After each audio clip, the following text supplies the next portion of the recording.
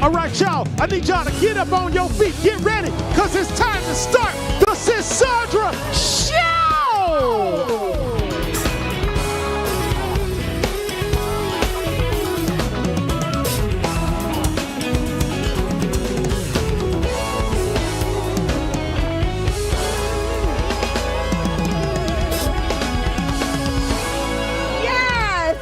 And welcome to the Sandra Show. Y'all, I have something good tonight. Are y'all ready to have a good time? Listen, I need y'all to go ahead and get comfy. Yeah. Especially with all this snow going on. Grab your bubbly beverage. Yeah. And let's get this show started. Let's get it started. Ooh. Yes. Well, y'all, the streets are talking, and we, the people, we are listening. Now, listen, we the people listen. We listen, but what, fellas? We don't judge. We don't judge. So let's dive into these stories. So y'all, Sexy Red apologized to Bernice King after a controversial MLK image. So here's the drama. Oh, Lord. Y'all know Sexy Red. I mean, who doesn't know Sexy Red, whether you want to or not? The rapper from St. Louis who's been making waves with her unapologetic style recently found herself in some major heat after posting an AI-generated image of herself partying with, guess who? None other than the great Martin Luther King Jr. in a club. Oh my God. Yeah, you read that right. MLK, the civil rights icon, depicted in a club scene. Let me say the Reverend Dr. Martin Luther King Jr., okay? So needless to say, his daughter, Bernice King, was not having it. She slammed Red, calling the image disrespectful, and reminded her that her father died for civil rights and to end poverty, not to be used in some club post. Well, Red took the L really quickly, pulled the post down, and issued, listen to this, a sincere apology, saying that she never meant to disrespect MLK's legacy. Bernice, being the classy woman that she is, accepted the apology without further drama. The people, though, the people felt some kind of way. They felt Red was just being careless and uneducated, while others felt it was a simple mistake that could have been avoided with a little more thought. What y'all gotta say? You don't want to know what I gotta say, sis. I might make you want to clutch your pearls a little bit. Stop it! These are hilarious to me, and Sexy Red is not the first to ever do anything like this. So I don't even, there's been club flyers, pigs, MLK with gold teeth. Stop it. With tattoos on his face, like all the little rappers. It's just funny to me. I'm not that sensitive. When I tell you, I can understand what she's saying, but at the same time, I haven't seen the gold teeth. Oh my God! I'm gonna shoot you. Let me put my hand down because they'll be saying I'm gonna text it to you. Stop it! But listen, the one thing I love about it is that she respected Miss Bernice King, and she quickly said, "Hey, I'm really sorry," and I respect her for that. I don't listen to her music. I don't hate her game. I'm happy for her life, whatever she's doing. You know, if she like it, I love it. But the one thing I do love is that she honored the respect of an elder. She was like, I'm so sorry, ma'am. And so with that being said, thank you, Red. Let's move on.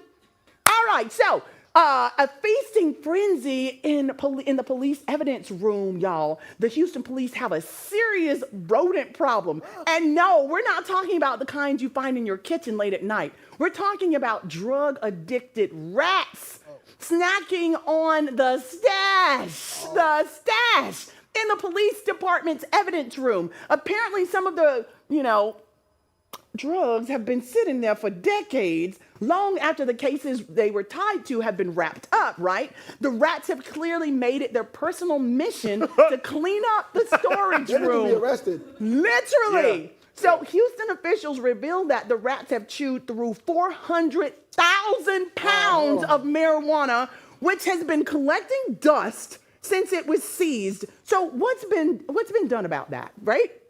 Well, new measures are being put in place to get rid of this old evidence, especially the narcotics that are just sitting there, attracting rodents, bugs, and who knows what else. It's not just a sanitation issue. It's also about clearing out outdated and unnecessary items that's been clogging up the system for years. Y'all, the people are shooketh. People. How is this just now getting fixed? And how are they finding out 399,000 pounds later that the rodents are addicted? I don't understand. I mean, at least they're finally addressing the mess. Oh my God. Oh my God. That is an oh my God. The rodents. The rodent. The rodents. Oh, That's my take. is it not the rodents? That's our take. That's our take. Does this mean something That's our different than? take. Oh my God, I'm going. So are they calling the rats the rats? Yeah, exactly. Okay, I'm done, guys. Let's move on. Let's talk about Chris Brown. So Chris Brown is suing over a docuseries. He says that lies and defamation, and he's not playing with it. So Chris Brown is done playing games. After the release of the investigation discovery docuseries Chris Brown, A History of Violence, he's suing for, take a seat, y'all, $500 million. You ask why? I do too. The series reportedly paints him as a serial rapist and abuser, a claim he's calling out as pure nonsense. Y'all, we always say don't believe the news. Don't believe everything that you hear. I mean, everything that's happened between them, Rihanna has been very open about it, and no one has said this about him. So, $500 million. According to Chris, the producers ignored facts and twisted his past to make a more salacious narrative that only serves to damage his career and reputation. The singer points out that one of the main sources of the claims, a Jane Doe, later withdrew her accusations, yet the series still ran with the story. So Chris doesn't deny his past, like the infamous 2009 incident with Rihanna, but he argues that the producers are dragging up old, already acknowledged mistakes while creating new lies that don't hold up. So the people are divided. Some say Chris is just trying to protect his image, while others feel like he's simply defending himself against the truth. Either way, Chris is asking for a cool $500 million, y'all. That's $500 million to cover the damage this docuseries allegedly caused. If he wins, he plans to donate part of that money to victims of sexual abuse. Yes, way to go. While he's been working for years to rebuild his career, this docuseries is dragging him right back into the mud. False it ain't gonna accusation. happen. Yes. There you have it. Yep. And I love the fact that he's going to give a lot of that money to people in need. All right, so let's talk about the dismantling of the federal DEI program. And y'all, the people are not happy at all. Here we go. So President Trump is back in action, this time signing an executive order that's shaking things up in federal agencies. His latest move, putting an end to all diversity, equity, and inclusion programs. The man has ordered all DEI staff to be put on leave and to eliminate any office or initiative that aims to promote diversity and fairness in government. And don't get it twisted. This isn't some small change. It's full-blown sweep of the DEI agenda, with President Trump claiming that these programs, which were created to uplift marginalized communities, are actually discriminatory under the guise of equity. Now, this has sparked major controversy. On one hand, you have people saying that DEI programs are pushing political correctness too far and should be nixed. On the other, you have a lot of folks, yes, who see this as a direct attack on progress and fairness. So President Trump's order is also a nod to his America First stance, reviving some policies from his first term. So, I mean, DEI is being challenged on every hand. But one thing I've learned is a company, okay, I know Apple decided not to get rid of their DEI. There's a few companies who say they will not remove DEI from their programming because they actually see the positive impact that it's having on people. What about Afro TV? I don't know. I mean, is that DEI? I don't know what it is. I don't know we what love we doing. everybody at Afro TV. I mean, there's so much diversity here. So yeah, that's a Yeah. whole nother thing. All right. So listen, Michael Fanone has slammed Trump's January 6th pardons. I'm sure everybody's kind of like up in the air about that. Before I came on air, I actually saw one of the ladies who was pardoned, Hemphill, I think her last name is Hemphill. She refused the pardon. She Oh. said she did. She said, I was wrong and I do not want to be pardoned. She wants to face and deal with what she did because it was wrong. So at the end of the day, guys, That's cool though. right? Yeah. Doesn't that speak volumes? Yeah. I don't know. What you got to say, Luke? So, pardoning somebody, just like you acknowledge, okay, you see they've done wrong. Okay, I see your behavior change. Okay, now carry on with life. You get a second chance. A lot of people got second chances in life differently. I don't think you just like taking advantage of the pardon is different. Mm-hmm. You know what I'm saying? But if the president at the highest office judge, okay, you know what? I feel like you've taken accountability for your actions. Okay, you started serving already. Here you go, move on with life. I think she's taking it to the next level of accountability and saying, no, I was wrong, and I don't want people to see me every day saying you were wrong and you accepted I a can see pardon. that. You Like know at what I'm Publix. saying? Like That at could be Publix. really tough. Yeah. Or at the Listen, mall. so guys, don't y'all go nowhere. We have an amazing group of dancers here. We are going to take it up, not one notch. We're taking it up 10 notches. Yeah. They are going to dance for us from Tap Into Theater. We'll be right back. Don't you change that station. Woo! Come on!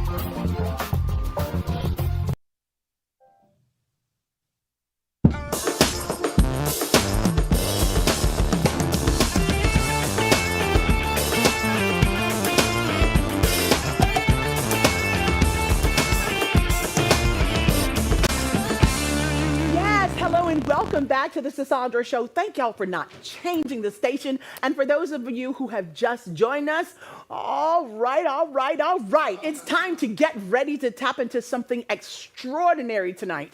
We've got a crew of rhythm masters in the house who are about to make those floors right there sizzle with their quick feet and slick moves. So put your hands together, tap your feet, and give it up for Tap Into Theater Academy! Yeah.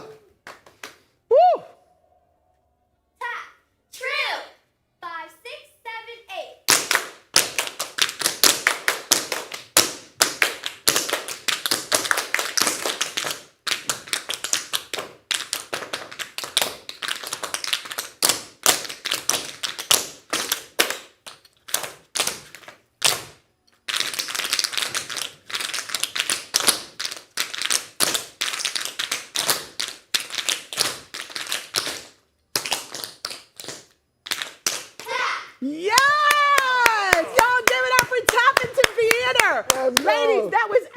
absolutely fabulous. Thank you so much. Yes, would y'all please have a seat? Indeed, indeed. So listen, I need y'all to give a warm welcome to the incredible instructors of Tap Into Theater Academy, the talented team behind Tina Evans' vision. These passionate educators are the heartbeat of the Academy, guiding and shaping the next generation of performers. With their expertise in tap dance, musical theater, and the arts, they're creating an environment where creativity and self-expression flourishes. From choreography to mentoring, they pour their hearts into every class, inspiring students of all ages to believe in themselves and reach for the stars. Y'all make some noise for these amazing instructors who are shaping the future of dance and theater. Y'all welcome out Tina and Alice! Woo! Yes, ladies! Go, go, go! Ooh, so much. Hello, beautiful. Having us.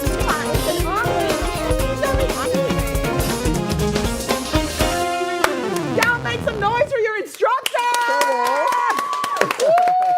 Y'all are amazing. Thank you you. so much. The performance was absolutely just Let's go. We heard that. so We hot. heard that. Yes, Yes. amazing. So after all these years of teaching tap, what's kept you so passionate about it? Well, tap has always been special to me. I started tapping when I was 2 years old. Wow. Yeah, so very young, and I started teaching when I was 15. Wow. Yes. So just a couple of years ago. Only The other day. yesterday.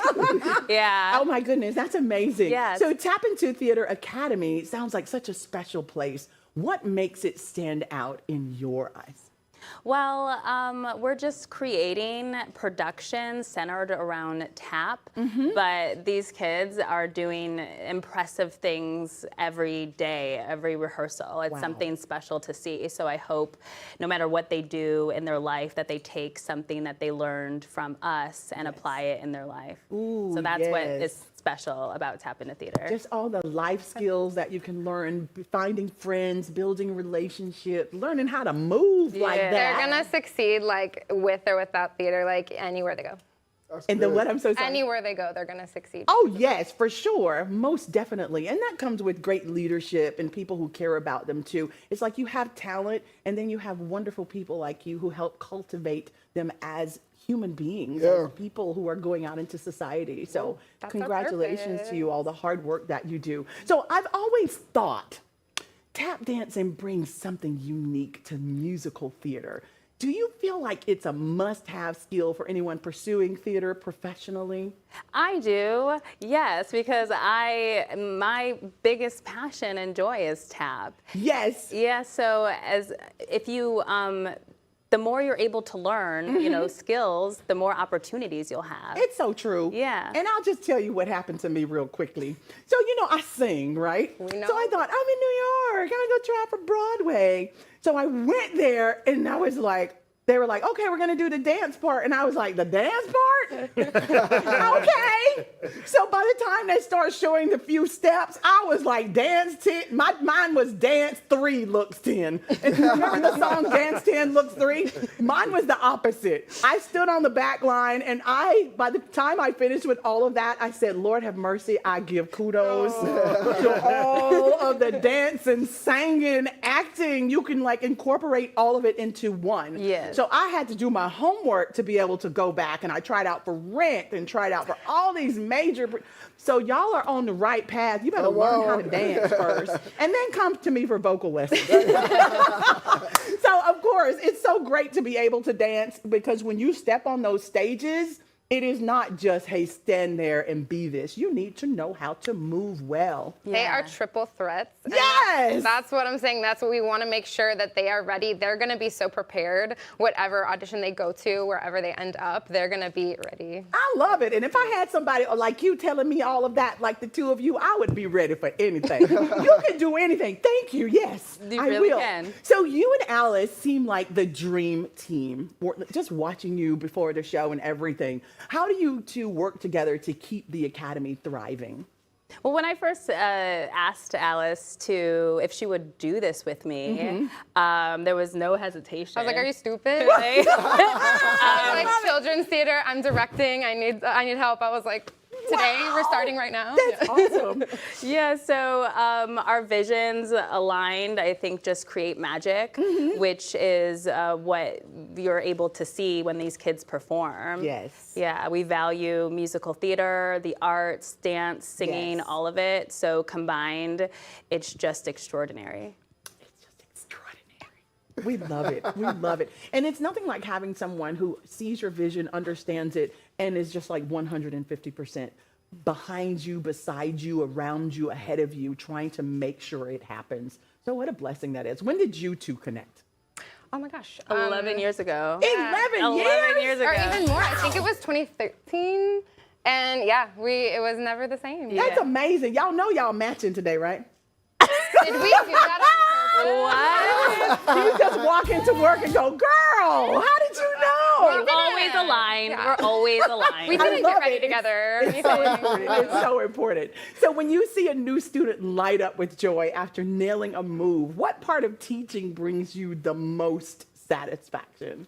Knowing that they experience that joy and that they're going to, that it's just going to be a domino effect from there because, again, like what I said before, what these kids do is hard and Yes. being on stage is very vulnerable. Yes. So I think it's all very important and we're always very proud. Yeah, the way that vulnerability, performing is the most vulnerable you can be, and even in especially today's world where they have this online presence and they can be ridiculed on so many levels, and the way they lift each other up, they're so brave and they make each other braver, and it's just I'm always in tears about it. I was gonna say, you about to make me lose this eyelash over here. This Every is day. so sweet. Yeah. So as you sit here and you look at these beautiful young ladies, what are some of the thoughts that cross your mind? What is something you want to tell them right now? Well, how proud we are of you guys. What you guys are doing is incredible, and this is going to be I hope, a core memory that you're able to look back on in your life, and whatever you are going to do in life, you're going to succeed because you have the heart, you have the drive, and we believe in you. And I'm excited to bump into you 10, 20 years from now and know what you're doing. And if it's not anything in performance, you're gonna be nailing what you're doing in whatever it is you choose to do. Wow, that's so beautiful. Yeah, we always want to was gonna inspire say, you. I'm like, my turn. We always want to inspire you, but you end up inspiring us, and then it's just this back and forth. And so that's also why I know it'll never lose the spark, because it comes back to us faster than we can even give it out. So it's really special. Are y'all crying? I'm not crying. Are y'all crying? Yeah, she's crying. It's so beautiful. Thank you for those words. I think all of us were impacted by what both of you just said. It's so beautiful. Now, I want to take a moment and ask you, what would you, Alice, and then what would you say to your younger selves? Alice and then Tina. That's a really amazing question. Thank you. I would definitely want my younger self to know that, you can really just inspire yourself. You can be there for yourself. It's helpful to have your community around you, Yes. and being there for other people is gonna be how you always know that someone's gonna be there for you. So what you pour out is just what you'll get back. And yeah, so just live your life, taking care of the people, your people. Oh. And then you'll always just have that community. And that's our main thing, I feel, is as much as we're creating, this entertainment empire, it's mainly a community. And that's what's so important to us. And you make your own, That's beautiful. To your younger self, Tina. I would tell my younger self how much I love her, and that your stress, is much smaller than your dreams. Your dreams are much bigger, so keep going and keep believing in yourself because you're gonna do amazing things. That's a powerful message. Thank you, ladies, so much. Y'all are so beautiful. I'm so just happy that our paths crossed today. And to the young ladies, thank y'all so much. We wish you continued success. One day we're going to look up, and whatever you dream to be, you will be just that. And with that being said, to our viewers, thank you so much for joining us. Y'all could be doing anything, but you hang out with us, and we love you for that. Until next time, God bless you. Yes, sir. Thank y'all so much for coming on. Come on, come on. Just scan that QR code at the bottom of your screen. Because we've got so much more exclusive content for y'all right here only on the Sandra Show.